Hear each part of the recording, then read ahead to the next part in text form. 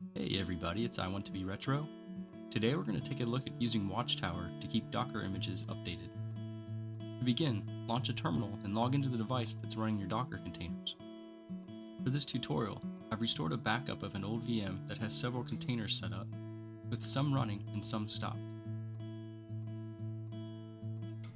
We'll download the WatchTower container using the docker pull command. WatchTower's behavior can be configured by using various flags. The first command we'll look at will check for any updates for all containers, whether they're running or not, but won't apply any of the updates. This can be useful if you want to review the changelogs before applying the updates. As we can see in the output, WatchTower found several available updates that I can apply.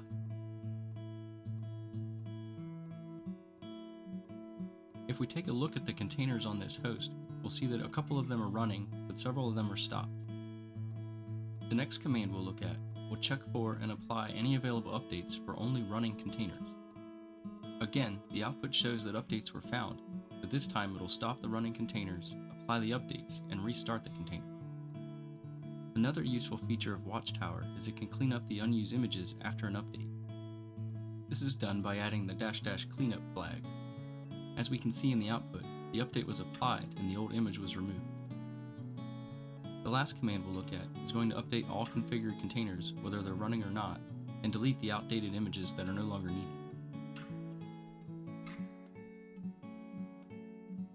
This is just scratching the surface of what WatchTower can do.